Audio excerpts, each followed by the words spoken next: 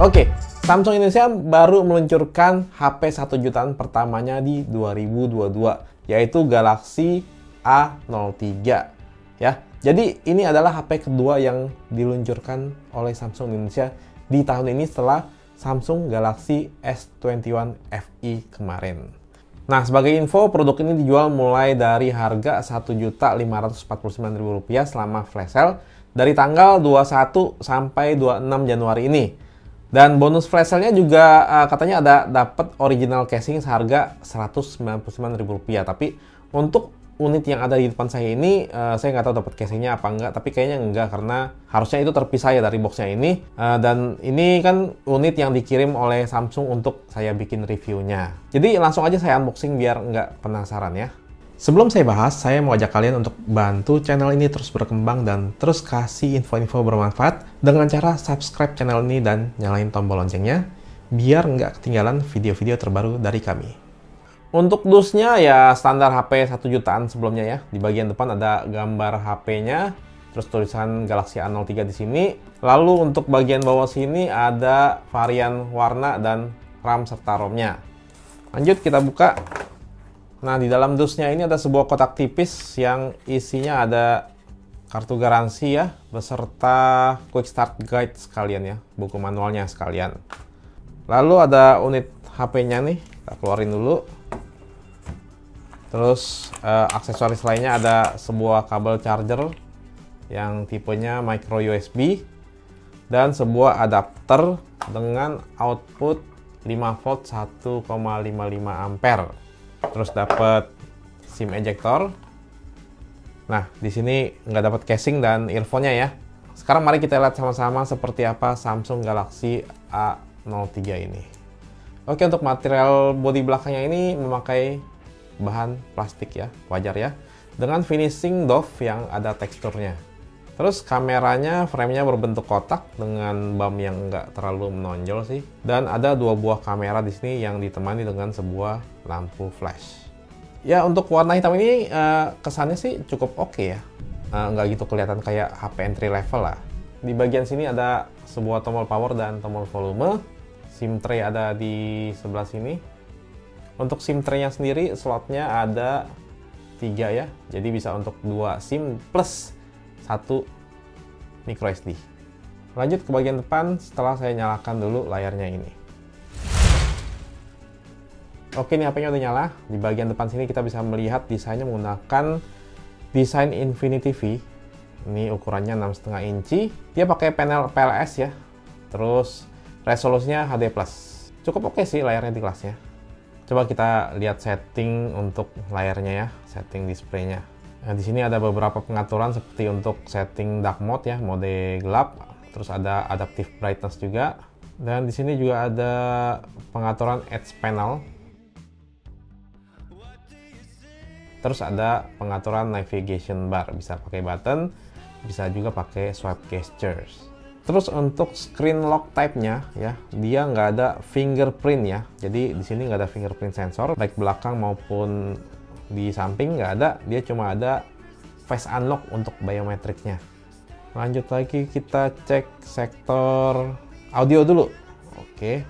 Nah, di sini Samsung kasih fitur Dolby Atmos ya. Jadi dengan fitur ini kalian bisa merasakan suara yang lebih imersif ya. Tapi untuk nikmatin fitur ini kalian harus colokin earphone atau pakai earphone ya. Terus kita ke bagian about phone untuk lihat software information-nya. UI-nya menggunakan One UI Core versi 3.1 berbasiskan Android 11, Android 11. Untuk performanya dia mengandalkan chipset Unisoc T606. Untuk unit yang saya pegang ini punya RAM sebesar 4 GB dan storage 64 GB. Ada juga pilihan RAM 3 GB dengan storage 32 GB. Tapi saran saya sih ambil yang varian 4 GB ini ya, bedanya cuma 200.000 aja. RAM 3 GB sih memang paling minimum lah untuk sebuah HP entry level ya untuk sekarang ini.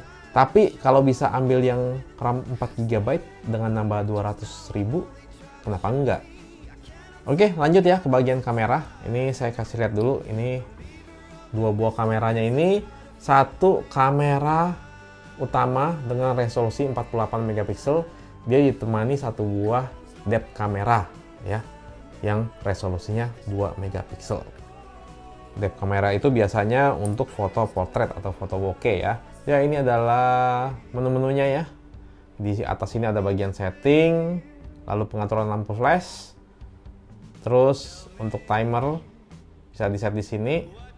Dan di sini ada fitur filters dan untuk beauty juga. Di bawah sini ada pilihan untuk zoom. Zoomnya ya digital ya, bukan optical. Ada 2 kali, 4 kali, dan 10 kali. Terus dia ada mode portrait juga, bisa diatur blurnya, level-levelnya. Ada night mode juga, ya mode malam untuk foto di kondisi gelap atau kurang cahaya. Dan ada mode pro yang di sini ada pengaturan ISO 100 hingga 800, pengaturan white balance dan exposure.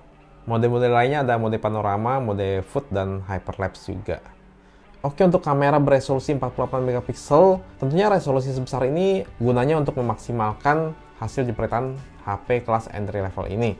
Pastinya resolusi sebesar ini nggak otomatis bikin hasilnya bagus ya, karena banyak faktor yang mempengaruhi hasil foto kamera sebuah smartphone. Tapi kalian bisa lihat sendiri hasil jepretan kameranya ini yang menurut saya udah oke banget di kelas 1 jutaan.